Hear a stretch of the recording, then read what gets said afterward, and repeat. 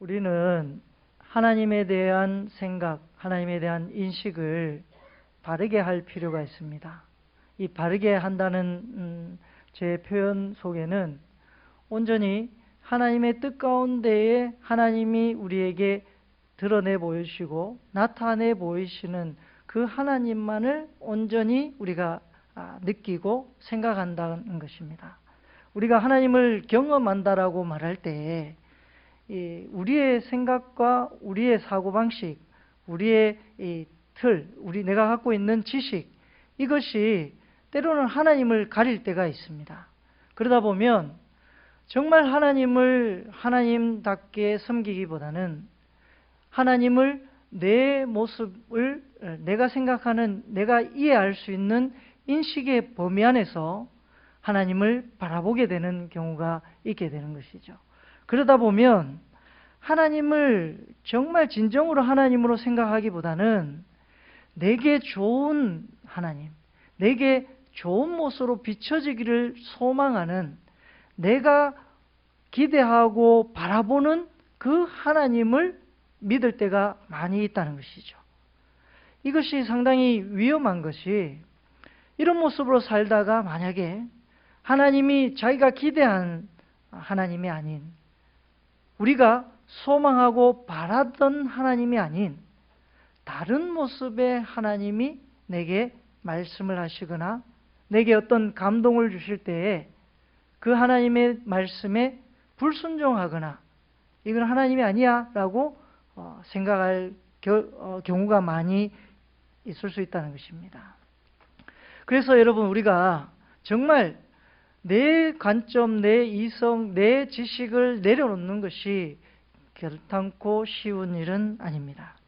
그래서 우리가 이런 어떤 오류에 빠지지 않기 위해서는 부지런히 하나님의 말씀을 묵상하고 하나님의 말씀에 가까이 또 기도로 그 하나님의 말씀을 이해하려고 우리가 하나님께 부지런히 질문하고 나가야 하겠습니다.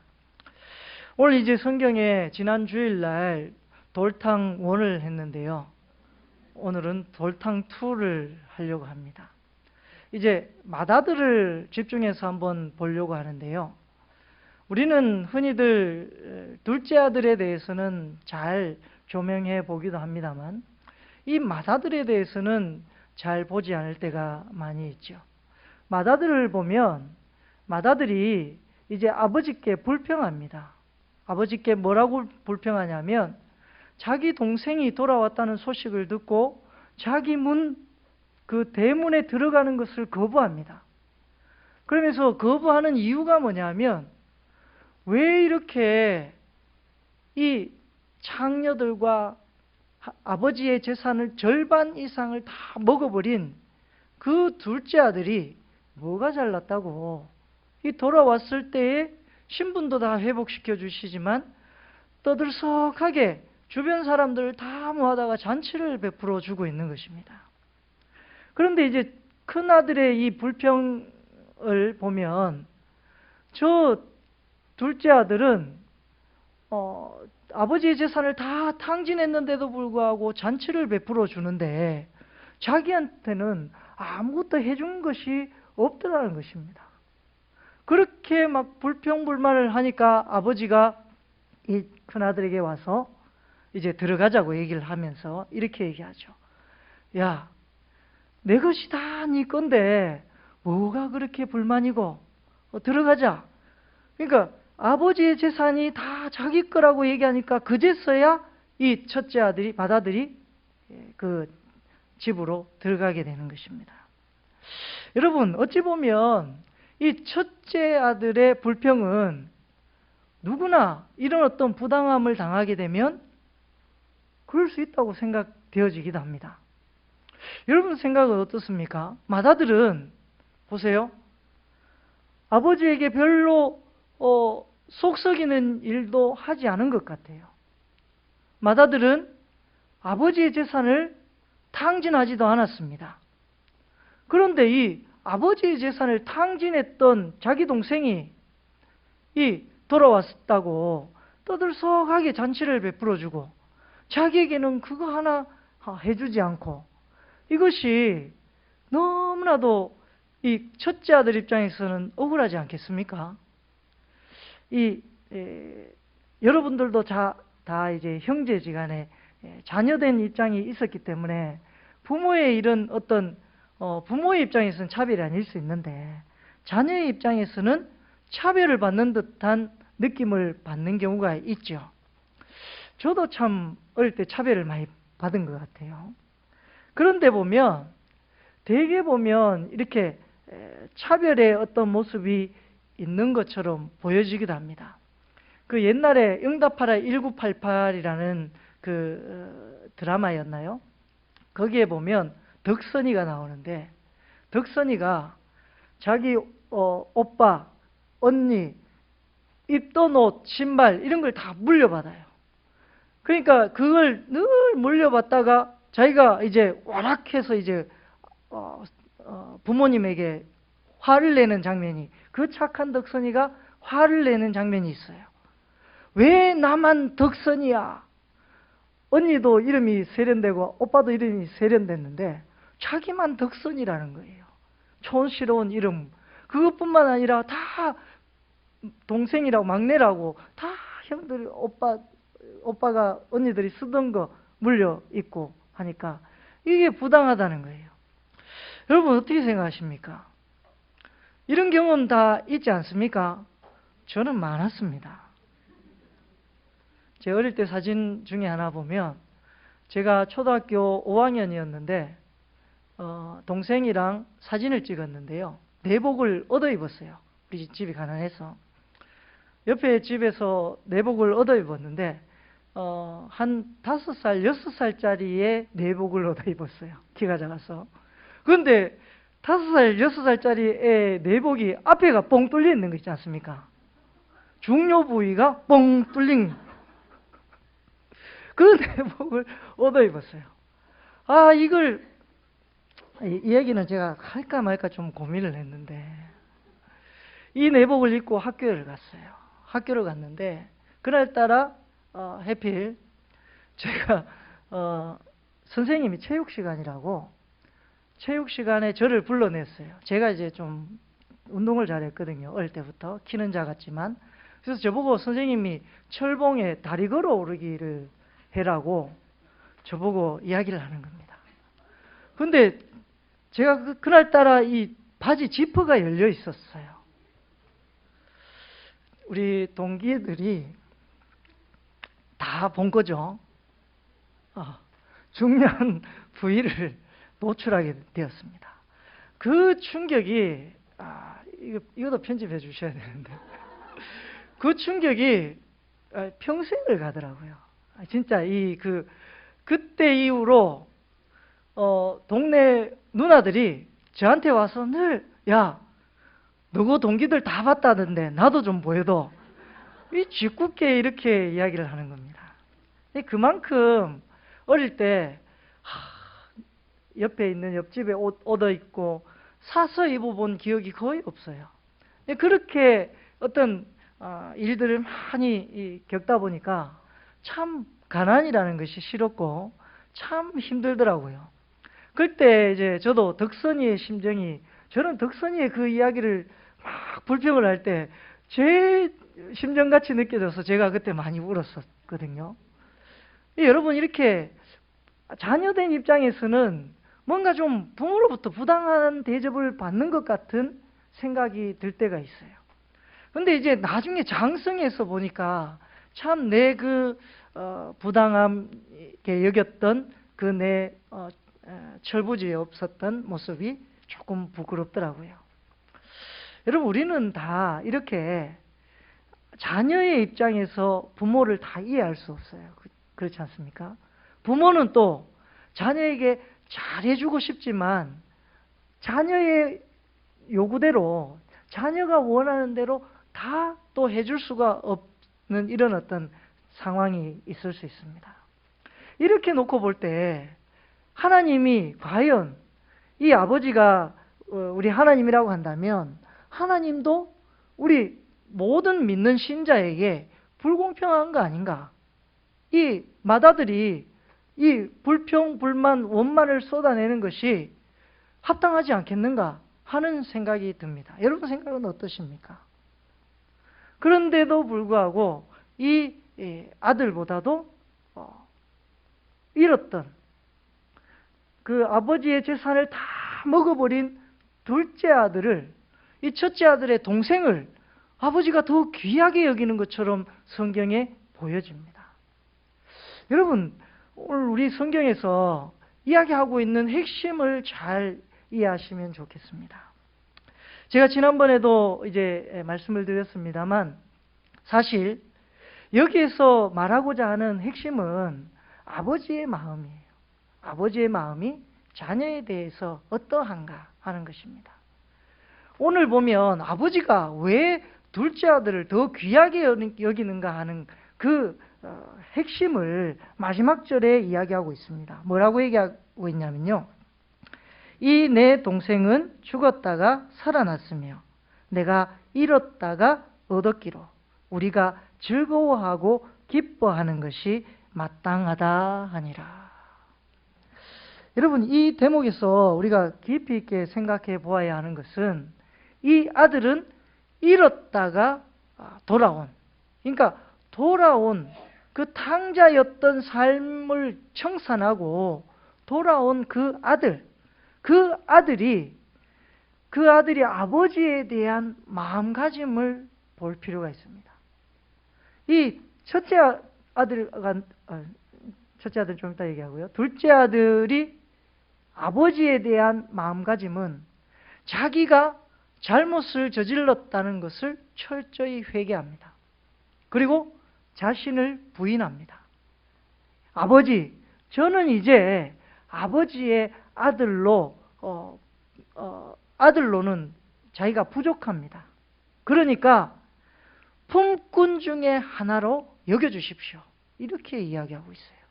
왜? 이 이야기는 자신의 잘못이 얼마나 큰지를 깨닫고 뉘우치고 하나님께 반성하면서 회개에 합당한 열매를 드러내면서 자신이 이제 더 이상 아버지에게 속 썩이지 않는 새로운 삶을 살 것에 대한 자기의 표현이 바로 저를 품꾼의 하나로 여겨주십시오.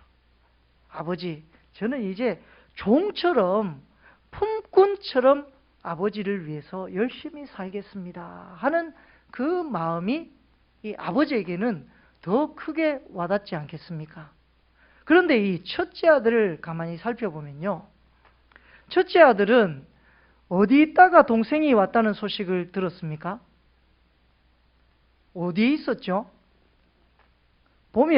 성경을 보면 밭에 있다가 이제 이 이야기를 듣게 됩니다. 25절인데요.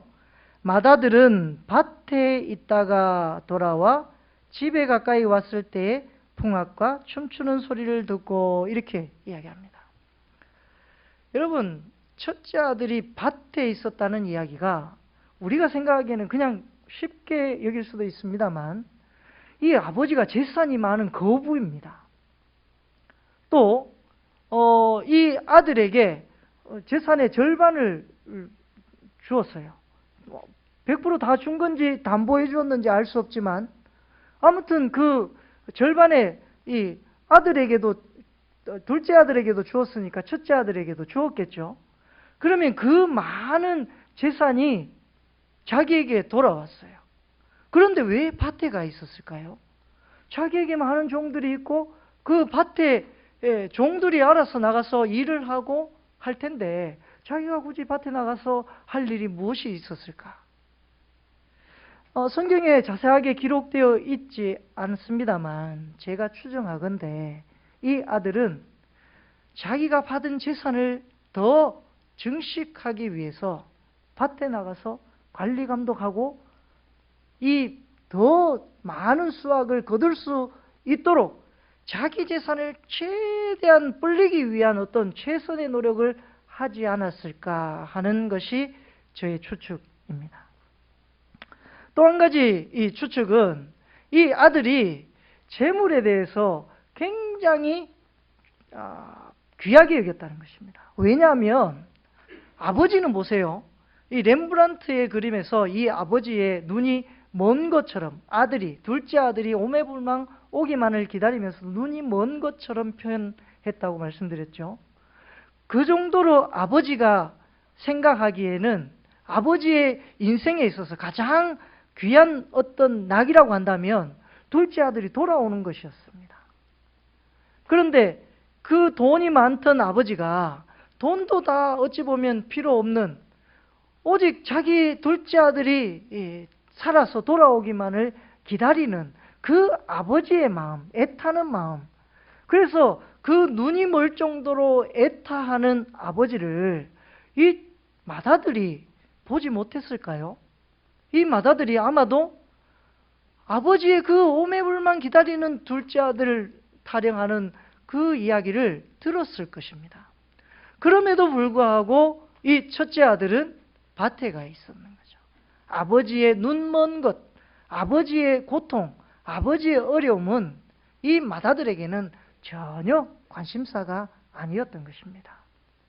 그러니까 이렇게 놓고 보면 사실 자신의 죄를 뉘우치고 돌아온 둘째 아들보다 아버지의 마음이 어떠하든지 전혀 관심 없고 자기에게 주어진 재산, 또 동생이 돌아왔을 때에 내가 가진 게 다 네 거다라고 얘기하니까 그제서야 수긍하는 이 첫째 아들의 그 마음, 그 마인드를 보았을 때에 누가 더 하나님에게 귀한 아들이냐는 것입니다. 맏아들이 더 귀한 아들이겠습니까? 자기가 잘못한 것을 뉘우치고 하나님께로 돌아온 그가 진정한 이 자녀이겠습니까? 여러분, 그래서 여기서 말하는 가장 큰 어째 보면 핵심은 하나님은 우리를 선택하시지 않습니까? 그런데 우리는 간혹 우리가 하나님을 선택한다고 생각하는 경우가 많이 있습니다. 그래서 우리가 반드시 하나님을 믿고 하나님을 섬긴다고 말할 때에 우리가 하나님께 영광을 돌리고 하나님께 드려야 하는 어떤 제사와 기도와 또한 여러 가지 예물과 이런 것들이 있음에도 불구하고 우리는 그것을 선택하여 하나님께 우리가 헌신할 때가 많이 있죠. 우리의 관점에서 보면 하나님은 우리가 선택할 수 있는 존재처럼 여겨집니다. 그러나 사실은 우리가 선택할 수 있는 것은 아무것도 없습니다. 오직 하나님이 우리를 선택하여 주셨고 그 하나님의 선택하여 주심을 느끼는 사람, 그 선택하여 주신 하나님의 사랑을 느끼는 그 순간 우리는 자복하게 되어 있어요. 하나님, 제가 죄인입니다. 저를 용서하여 주시옵소서. 여러분, 우리가 하나님을 바라볼 때에 우리의 기준과 우리의 틀에 맞춰서 하나님을 바라보게 되면 어떻게 보면 네모난 틀을 가지고 보면 하나님이 네모로 보이고 동그란 틀로 보면 하나님이 동그랗게 보입니다. 그 동그랗게 보이는 범위의 밖에 있는 하나님은 우리에게 전혀 하나님으로 여겨지지 않을 수도 있습니다. 그래서 이 첫째 아들은 보면 아버지에 대해서 불평불만을 가질 수밖에 없어요. 얼마나 많은 재산을 아들에게 주었는데도 불구하고 그 재산을 받음으로 인해서 감사하기는커녕 아버지에게 더 큰 것을 요구하고 불평하고 있다는 것입니다. 여러분, 오늘날 우리가 예수 그리스도를 믿고 살아간다고 하지만 정말 우리는 세상 사람과 그다지 많은 차이가 없을 수도 있습니다. 그런 관점에서 보면 우리는 날마다 하나님께 마치 연어가 자기 고향으로 돌아오는 것처럼 우리가 기소 본능을 갖고 하나님께 돌아가는 우리의 마음과 우리의 생각을 하나님께 돌리고 우리의 모든 이 헌신, 우리의 모든 하나님께 대한 영광을 올려드리는 이 모든 것 자체를 다 하나님께 온전히 돌릴 수 있는 모습이 우리 속에 가득히 있어야 하겠습니다. 여러분,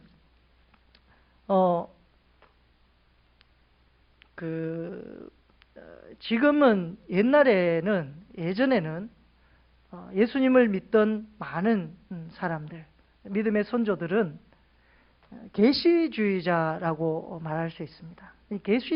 계시주의자라는 것은 무엇이냐면 하나님이 계시해 주시는 그것을 전적으로 순종하고 따라가는, 거기에는 우리의 어떤 의지, 우리의 생각, 우리의 잣대가 전혀 개입되지 않는, 하나님이 우리에게 계시하는 것, 그 계시가 때로는 어떤 현몽이라든지 때로는 여러 가지 이 모습으로 직접 현현 이렇게 하기도 하는데요. 복잡한 얘기는 다 적고, 하나님께서 계시하신 것 중에 가장 오늘날 우리에게 큰 계시는 바로 이 성경 하나님의 말씀입니다. 그래서 이 하나님의 말씀이 우리에게 계시로 주어졌기 때문에 그 계시를 믿고 순종하고 따라갈 때에 이 하나님의 말씀을 우리의 삶에 비추어서 이 하나님의 말씀에 내가 합당한 삶을 살고 있는가를 부지런히 살펴보고 부지런히 이 거울 삼아서 내 자신을 말씀에 비추어 살아가려고 하는 노력이 많았었는데요. 요즘은 이성주의가 더 팽배합니다. 이 이성주의는 이 자연계시라고도 얘기하는데요. 무슨 얘기냐면 하나님이 인간에게 이성이라고 하는 최소의 어떤 장치를 주셨다. 그 이성이 발동하여서 하나님의 존재를 깨닫고 하나님의 그 은혜를 깨닫고 하나님께로 자의적으로 다가갈 수 있게 되었다. 이렇게 주장하는 것이 이성주의입니다. 그러니까 이 이성주의자의 가장 큰 폐단은 뭐냐면 자기 이성에 합당하지 않으면, 부합되지 않으면 순종하지 않는 거예요. 자기 기준, 자기 지식의 기준이 더 크게 작용될 수 있다는 것입니다. 이것이 에밀 브루너와 칼 바르트의 참여한 이 다툼에서 볼 수 있는 것이기도 합니다. 그래서 바르트는 하나님께서 우리에게 전적인 인간의 타락, 인간은 전적인 타락했다. 인간 스스로 하나님을 느끼고 하나님을 생각하고 하나님께 가까이 다가갈 수 있는, 즉 인간 스스로 우리의 죄 문제들을 깨닫고 느끼고 하나님께 다가갈 수 있는 그런 능력이 조금도 남아있지 않다라고 주장하는 것이 바르트의 입장입니다. 에밀 브루너는 아니다. 자연의 섭리를 보면 하나님을 느낄 수 있지 않겠는가. 그 자연의 섭리를 통해서 하나님을 깨닫게 해주시고 우리가 죄인이라는 것을 알게 해주신다라고 에밀 브루너를 얘기합니다. 이렇게 바르트와 에밀 브루너는 첨예하게 둘이 다투었어요. 바르트가 죽는 날까지 다투게 됩니다. 그런데 여러분, 중요한 것은 저는 바르트의 주장에 더 가깝다고 생각합니다.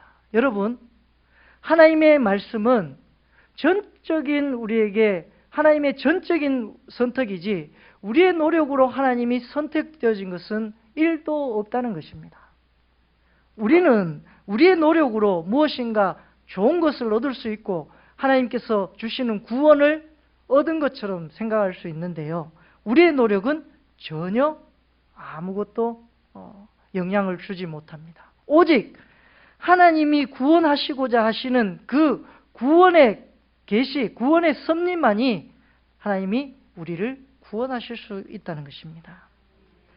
여러분, 이렇게 놓고 보면 우리가 우리 큰아들처럼 자기 자신을 조금 의롭게 여기는, 동생보다도 자기가 아버지에게 속썩인 것이 없으니까 나는 동생보다 좀 더 나아, 좀 좋아, 이렇게 자기 자신을 자화자찬하는 그 모습이 결국에는 하나님과 우리 사이로부터 멀어지게 되는 교만이라고 하는 죄가 들어올 수밖에 없게 되는 것입니다. 즉 우리의 이성이 때로는 하나님을 전적으로 순종하기보다는 우리의 이성이 이거는 이렇게 하면 안 돼 라고 하는 우리의 이성 때문에 하나님을 전적으로 순종하고 따라가기보다는 우리의 이성이 더 크게 발동되어서 하나님을 놓치게 되는, 하나님과 우리 사이에 담이 생기게 되는 그런 오류를 범할 수 있게 되는 것입니다. 이것이 이성주의자의 큰 폐단이 될 수 있습니다. 여러분, 그러므로 우리는 전적인 하나님의 말씀에 우리가 입각하여서 하나님의 말씀을 믿고 순종하고 따라가야 합니다. 여기에 우리의 이성, 우리의 지식, 우리의 기준, 우리의 어떤 감정도 여기에는 있어서는 안 됩니다. 이것을 조금 더 실생활에 적용해서 말씀드리면 이런 이야기가 있습니다. 어느 한 사람이 이제 하루아침을 시작하기 위해서 성경책을 딱 펼칩니다. 마치 점쟁이가 점치는 것처럼 성경책을 딱 펼쳤어요. 그랬더니 나온 말씀이 사는 것이 죽는 것보다 나으니라 라는 귀절이 눈에 탁 들어왔습니다. 하나님, 아니요, 이거는 아니죠. 하나님, 이건 제가 실수로 잘못 편 겁니다. 다시 펴겠습니다. 접었다가 다시 펴니다. 그러니까 더 이상한 끔찍한 말씀이 나와요. 이에 가룟 유다가 목매어 죽으니라. 하나님, 이게 뭡니까 도대체? 그리고 또 하나님, 3세판 아닙니까? 다시 한번 하겠습니다. 그리고 딱 폈습니다.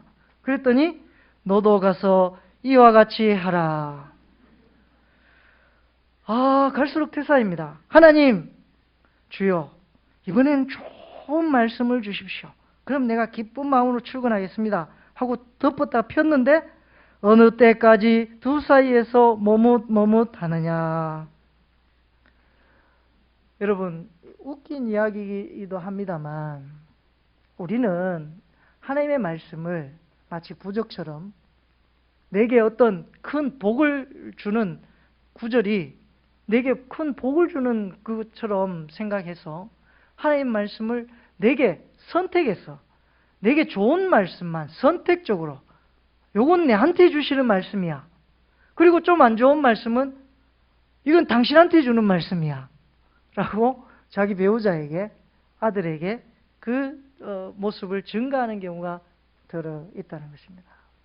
여러분, 하나님의 말씀은 우리가 그것을 아멘으로 믿고 받아들일 때에 그 말씀이 어떠하든지 간에 우리에게 양약이 되고 우리에게 꿀송이처럼 단 것이 될 수 있습니다.